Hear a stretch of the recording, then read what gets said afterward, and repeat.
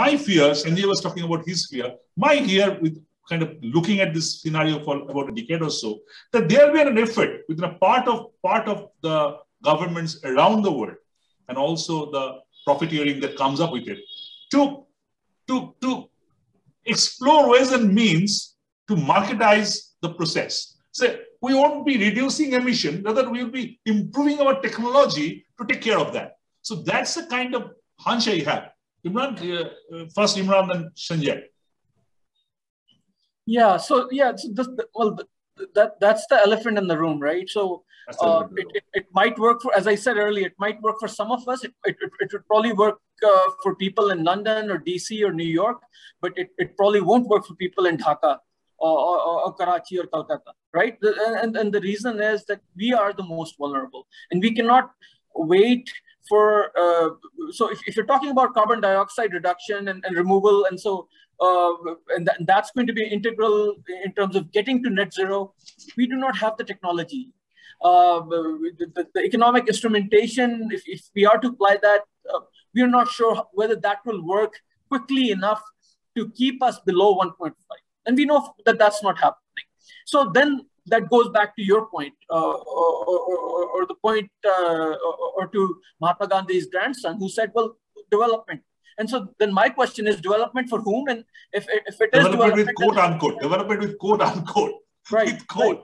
Right. Yeah, exactly. So development for whom? And then how does that affect the others? And if that development, I say that if that development is helping me and hurting somebody else, is it really development, right? Exactly. So we have to go back down to this whole notion of development, and go back about 100 years back, knowing what we know now, and start to perceive what's gone before us, and see whether we can change things for our future generations, because we know for a fact that what's gone before us has impacted the planet as well as the people to such an extent that it is not tenable anymore, right? Mm-hmm. And that's what we really need to have a discussion about, and we need to raise this, and we need to raise this early and often, again and again.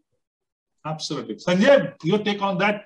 Will there be an effort to, with the logic, with the theory of, okay, we'll be managing emission? No, I think, no. Well, I will certainly like to respond to what, Ulka mentioned about market-based solutions. Certainly, as of now, market-based solutions have, delivered for sure.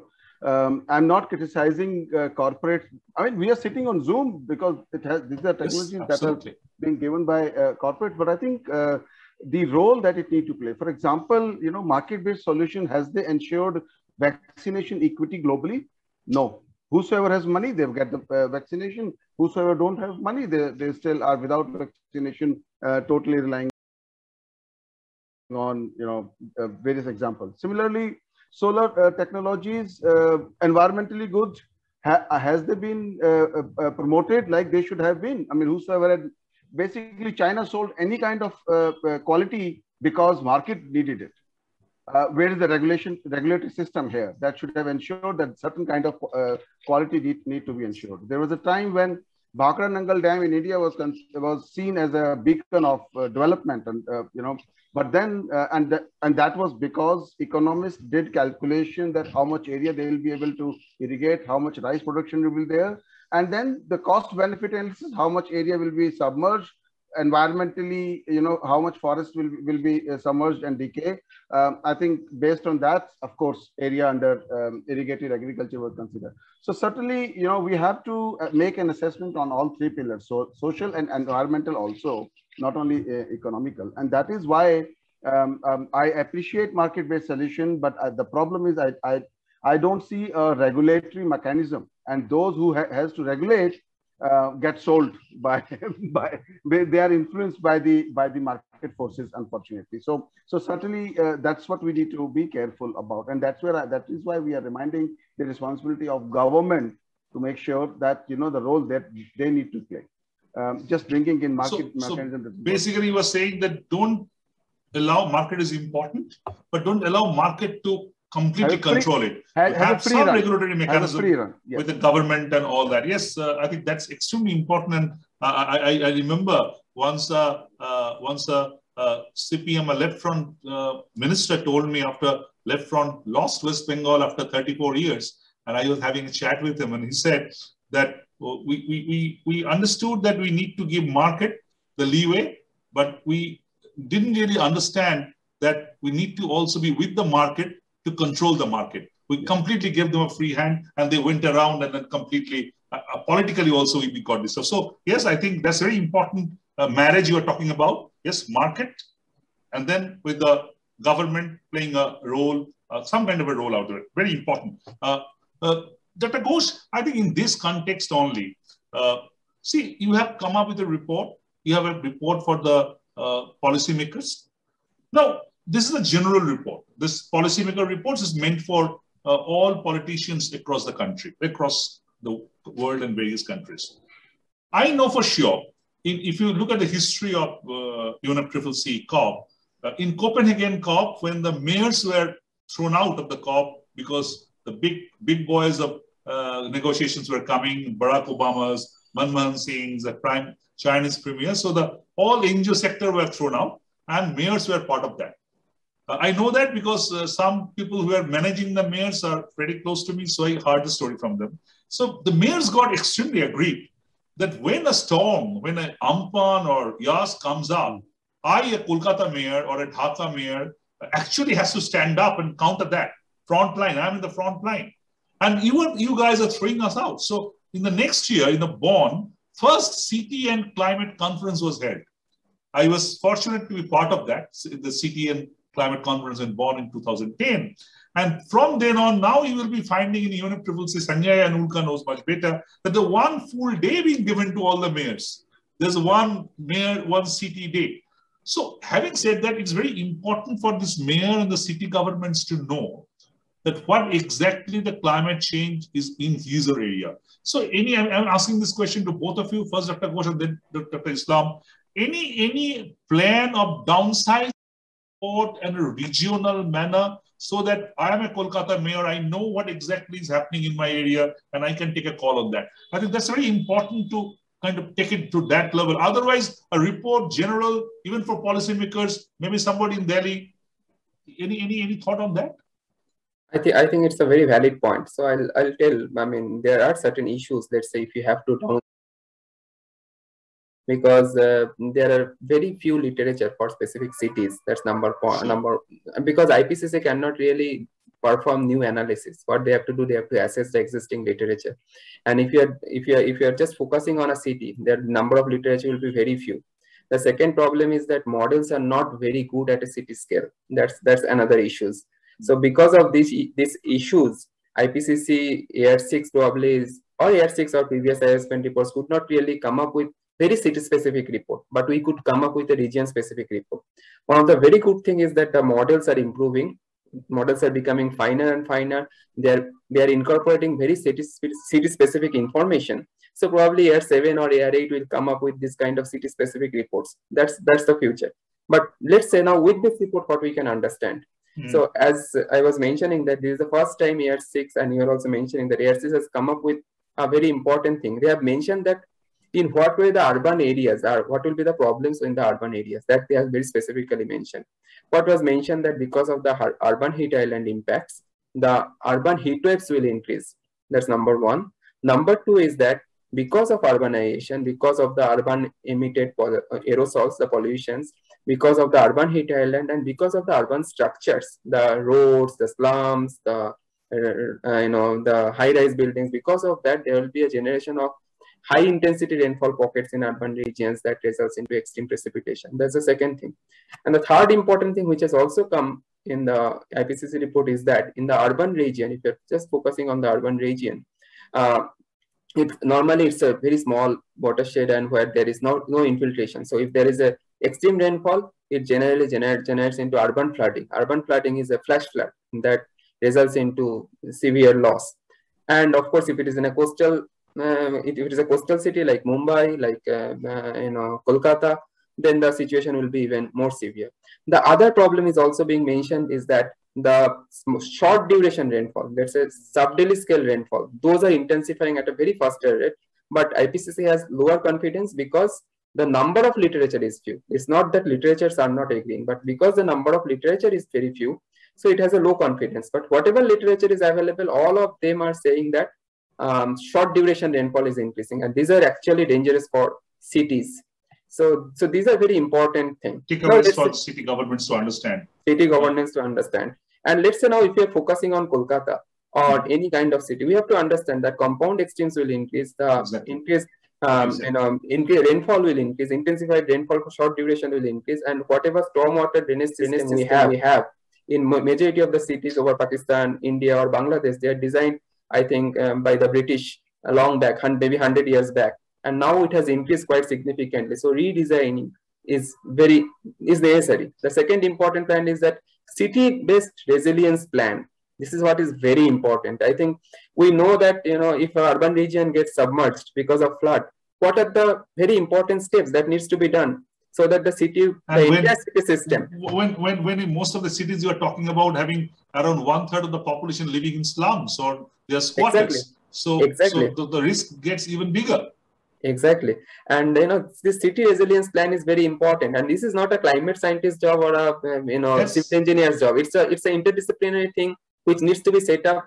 For each and every city, such a committee should be set up. They should work for 1.5 years, 2 years together and come up with this resilience plan. I only wish, I don't know whether you have got any invitation or not, but I only wish that the city governments across the country should kind of invite people like you and Dr. Islam to understand the report from them and to know that what exactly they can do about it. I'm sure that they are not, as of now, being serious enough to understand that or have the capacity to understand the report. I'm sure that if we do a random survey, 99% of the city government heads have not read about the report. They've only read whatever we have written in the paper. That's it, but not more than that. So I think this situation should improve. Dr. Islam, coming back to the same question, but with the rider, because Dr. Ghosh already talked about at length on that, he's repeatedly saying that there are inadequate number of proper research papers in the cities.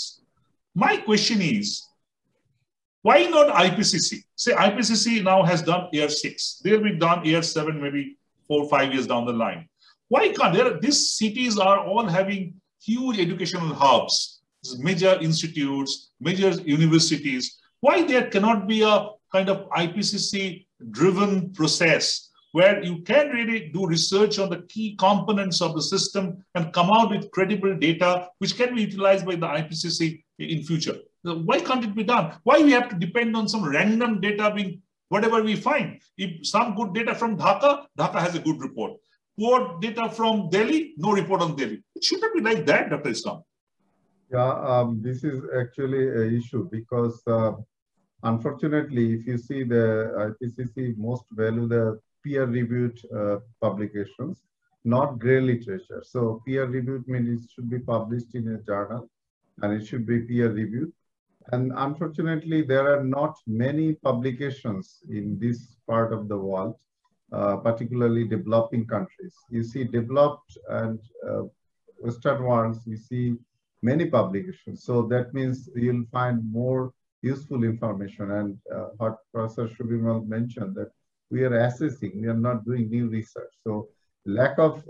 Dr. Islam, sorry to interrupt you. If we go to a website of any university, be it India, be it Bangladesh, be it Pakistan, and if you look at any particular professor, you will find hundreds of publications in his name. Yes.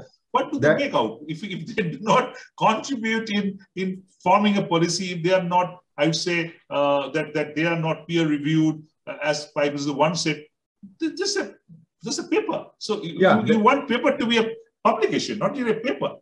Yeah, that's all right. If you look at the publication of Dhaka University, BUET or IIT Delhi, those you have. But if you have a look at the Khulna University or your coastal cities, you don't find much. So that's the issue because that capacity development needs to be done. And second thing I just like to mention, there are a couple of good things actually in this report that I like to highlight. One is this time, first time you have divided the world into many small regions. Regional assessment is chapter 10, 11, and 12, and also the atlas that's already mentioned, that interactive atlas. You can even plot your own changes of different climatic impact driver, which is first time also introduced. These drivers, 31 drivers. You can understand what will the changes of the heat. It can be mean or it can be extremes, it can be events. So any particular reasons, you can see what are the possible changes with different scenarios, different warming level, and you can plot it in the interactive art class. So it's a huge opportunities for student, academic, and policymakers, which are even non-scientist people. They can use this report or interactive art class to further explore what is going to expect from their region, what's the changes of different climatic impact driver. So this is first time IPCC produces so much volume of data and so much information behind that with all multiple sample scenarios. And another issues in this report, actually, this report has mentioned that what we are going to expect in the future, what is the main causes of the global warming in the future. And proportionately, the amount of CO2 will be absorbed by land and ocean will be reduced. So with the high emission scenarios, which is alarming. And similarly, the climate sensitivity, equilibrium climate sensitivity, we know what is precisely, what's if you double the CO2 emission, how much temperature will increase. And also it is found that the cumulative emission rate is proportional to the warming. So that means more warming, CO2 emission and more methane emission will cause more warming. So this kind of message is very drastic. And also I think in the first you mentioned that we only have 20 more years to reach the 1.5 degree centigrade. So we need widespread, rapid, and drastic measures of global greenhouse gas emission reduction. Otherwise, we'll miss this target and even we go beyond 2 degree, which is beyond Paris Agreement. So this message is very strong. I think from here, working group 2 impact studies and also the adaptation, and then working group 3 mitigation studies, we'll see. So we have to wait for those reports to come up to see. Yes, absolutely.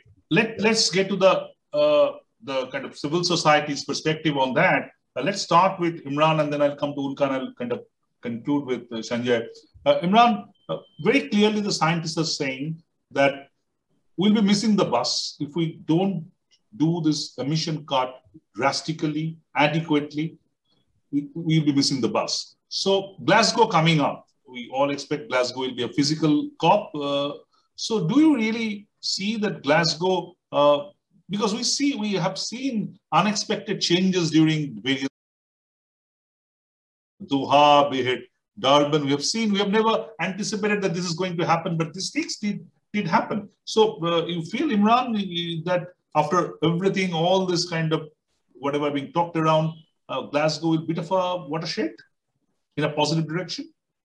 Well, you know, we've had like what is it, 26 or 27 different events, different COPs, you know, including the one in Paris, including the one in Kyoto. But I cannot even say that the glass is half full right now. The nationally determined contributions that were to be submitted last year have still not been submitted by a number of countries whose contribution would make a difference here. So, and we know for a fact that the current NDCs would take us beyond 3 degrees centigrade or around that. And then the new ones that are coming up, even with the net zero goals, would perhaps take us beyond 2 degrees centigrade temperature rise. So where does that put us? I mean, so mitigation is one part, but then you have to talk about adaptation, and you have to talk about loss and damage. Loss and damage, yes. Loss and damage, whereby countries such as the developing ones, for the most part. So Maldives is also part of South Asia, and we don't have somebody from there, but it's a small island state that is at risk of drowning. Our coastal area is at risk of drowning. Right, seawater inundation is happening, glaciers are melting, and there's a risk, right? So you've got floods and heat waves, and there are issues with respect to food security. Who's going to pay for that? We are having a difficult time educating, whether providing healthcare, bear much fruit. But we need to keep talking and keep highlighting this. And I think this report is a step in that direction. Okay, Ulka, US factor. US has come back to the negotiation after the Donald Trump area. Biden very popularly talked about the climate change. Any positive vibe on that? Positive output of that in the Glasgow? You feel the US coming back to the whole process? Well, there was a lot of excitement around the G7 summit and then the G20 summit. We saw a lot of the right words, right statements. Not much on detail, right? Still, I think on the climate finance front, US is doing far less than its fair share. But on your larger question, I think, Jayanta, I'd like to make 3 points very quickly. One is, I think what this report is doing is putting a human face to the kinds of impacts that we have only imagined or projected into the future. So, we've heard again and again, Dr. Ghosh and Dr. Islam say compound events, compound extreme events. Absolutely. What does this mean? This and means maybe for the first time. Maybe for Correct. the first time, Dr. Ghosh Correct. and Dr. Islam, first time this compound factor coming into the picture. Yes, Ulka, so what does this mean? This means that if there is one drought, a farmer may have enough grain saved, may have enough savings to tide over that drought. But when there are 2 extreme events or consecutive droughts, then their savings run out. They have to sell their cattle or their assets. And even things like self-help groups fold up because they cannot return their debts. So a compound extreme event means that our people will slip into indebtedness and poverty.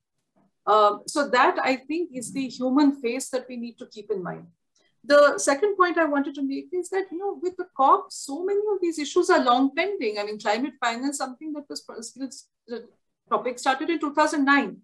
So if we go on having prolonged, protracted negotiations over the rules of carbon trading, over climate finance, over technology almost the same thing, repeatedly same thing. Then the COP risks becoming an anachronism. That is, nobody will care. It is not fit for purpose. It is not suited to this time and the pace of development. So that is something that I think the leaders at the COP will need to be very aware that, patience is running out of patience this. Is running out. We are all in favor of a multilateral setup. That is the right way to go. Climate change requires it, the world requires it. But if they are not able to convert these decades of discussion into decisive action, then the COP is not fit for purpose. I think Ulka, very strong words, very important words. And over to Sanjay. I would agree totally with Ulka on that. The patience is running out. Patience is running out. Negotiations will not deliver on ground, and the ground situation is really worse. I would also like to add here, I'll try to answer your question about Glasgow as a watershed moment. I don't think so, Jayanta, because 2023, when COP is scheduled to be in Middle East, that may be the watershed COP, not this one. This Glasgow COP, though UK presidency is showing it as something, very big. The COVID era, but effort to counter. Exactly. It is more about catching up the lost time. There is Paris Agreement rulebook is still incomplete. Climate finance, we are not talking about how to scale it up, what roadmap we are looking at. We are not talking about NDC enhancement.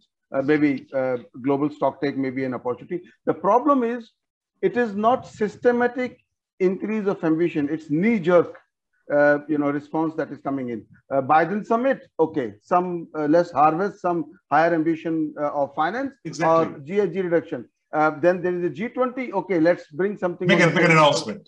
Let's give something, let's tip them, give them some tip so that they go. Exactly. Now, similarly, UN General Assembly will talk about climate change. Some, minor reductions will come in. And that's it. Nobody is talking about if reduction is coming in. On the other side, you're increasing a carbon footprint as well.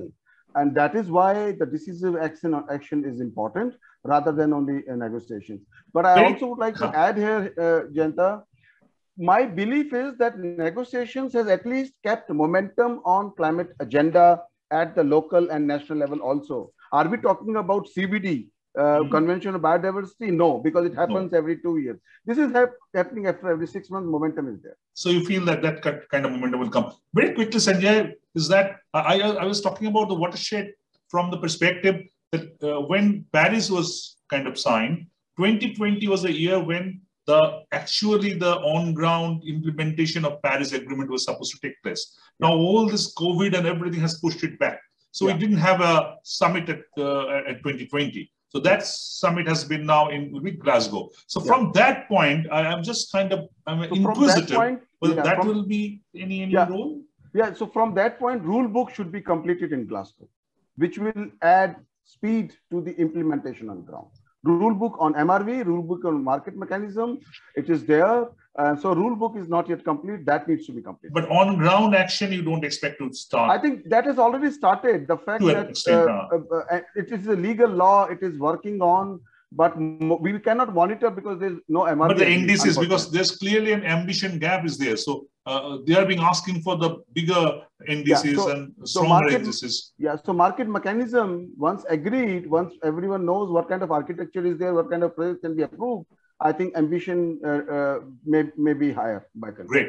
I'll be winding up here. It's a great time, but before that, I'll be requesting Dr. Ghosh and Dr. Islam, any passing word you would like to say to the politicians in general? I'm not asking about any particular, that being scientists, and because I know that you are the people who are being into the day in your mind are most sad, because you have seen all this data in front of you. And I'm sure that when you are doing this IPCC report, I was told by somebody senior that we take the lower range. We have a range of lower extremes to higher extremes. And for the concurrence of the politicians, we took the lower range generally. So you really know at the heart of your heart that what exactly is happening out there.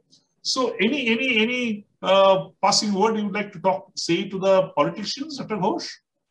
Well, I mean, one of the things which I want to mention is, it's slightly different, but I'll quickly mention about it, is that, I mean, of course, there is an urgency, but there is also an urgency for improving the climate services. This is very, very important for us, for the countries like India, Pakistan, and Bangladesh, that we have to improve our climate services. A quick example, if you remember in 1970s, there was a cyclone. The name of the cyclone was Vola, and that resulted 5 lakh life loss. And now if you consider the cyclone, which was Amphan, yes, and see that how many people we actually could save because of the significant improvement in the weather forecast system and disaster management. This is called climate services. Similarly, how can we mitigate drought? How can we improve the weather? So just giving a agro information, just tomorrow it will be rain, this will be 100 mm. These farmers may not understand how to really use it. You have to develop tools with the communication tools. I think the role of people like us come there, because you need to communicate with the common people that exactly what you're talking about. I think yes, you need to involve them, develop a tool, and develop this kind of climate services. And that should be the thing, because some things are unavoidable. We have to manage, we have to save our people. So you have to adapt to that. You have to adapt to that. Yes. Dr. Islam, passing over to the politician, you would like to say, your Prime Minister has given a very strong statement. I have seen Sheikh Hasina's statement as the chairperson of the vulnerable group, and it's a very strong statement. So your take on the politicians, very quick take, Dr. Islam.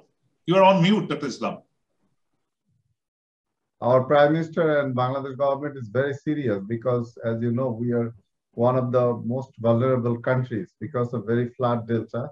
So we are serious, but as mentioned by other speakers here, that it needs drastic action. Even this report says it is still possible to reach 1.5 degree centigrade even by the end of the century, because some report says that it's not possible we are going to reach, but there are some low emission scenarios, which is if drastic cut is applied, reduction of greenhouse gas is possible. And one last thing I like to mention, that is there are some rare events, which is low probability, high impact events, that this like a collapse of ice sheet will additional sea level rise. Those kind of inside the report, if you read, you see that these chances will be increasing in the, so that's another worrisome actually. So I would argue that a politician will listen to this report and do their part. We do seriously kind of think and request the politicians to see the report, to read the report, to ask their bureaucrats to read it and give a summary to them, summary of the summary perhaps, you never know. But I think very important, finally, the two scientists have spoken about, I think climate service is a very important thing, Sanjay and Ulka, but Dr. Ghosh was pointing out, and as Dr. Islam was pointing out, that the politicians should take cognizance of what is there. Yes, we have come to the end of a fascinating discussion. Before I wind up, I just would share a 30-second story with all of you. Sanjay knows the place, Sanjay being in Sundarbans. There's an island called Moshuni Island in Indian Sundarban, just beside the Ganga Sagar, internationally known, the Ganga Sagar. Just beside that, Moshuni is a small island, around 25,000 people live there. Now, this is an island which within 6 months, being within the 15 kilometer of two extremely severe to super cyclone, the Bulbul in November 2019 and Amphan in 2020 May, and then again this Yas, not really on Moshuni, but very close to that. So a small island, a vulnerable island, having 2 or 3 major cyclone landfall within maybe 30 kilometers. And there, a lady called Muslima Bibi, I can still remember her name. I was there, I went there after Amphan, and I go very regularly to the Moshuni Island. And she came to collect the relief materials. Some people were distributing relief, and she came. Somehow she picked me up and came and said in Bengali, in the vernacular language, "Sir, is another cyclone coming?" With a smiling face. I was taken aback. I said, "Who told you?" "You know, some people are talking that another cyclone is coming." So I haven't heard, but what's your situation right now? "Sir, I have lost my house 3 times in 1 year. And when Bulbul kind of hit us, the entire roof went away.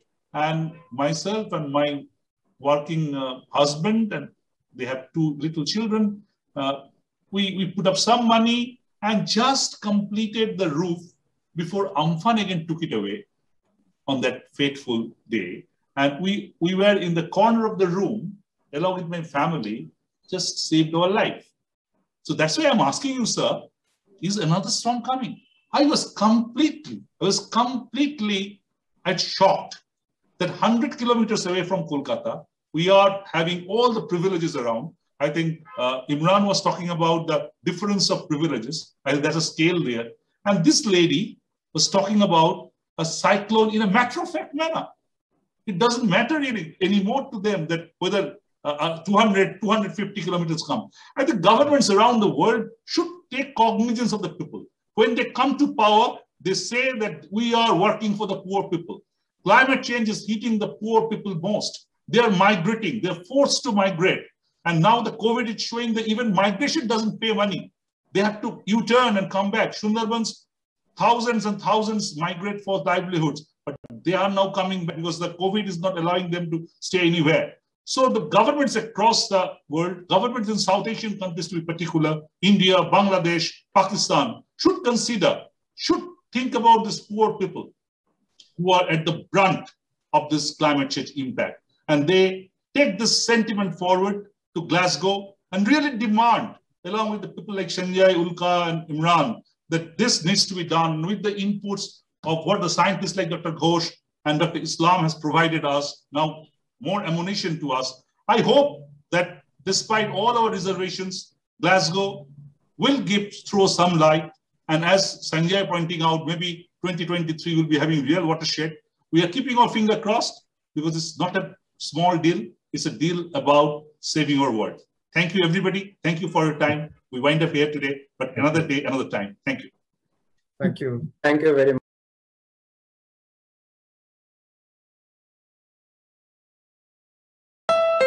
In Civic Nation, yes is a word you hear a lot. And with the all-new 2022 Honda Civic, there's even more to say yes to. So say yes to helping make the world a little safer,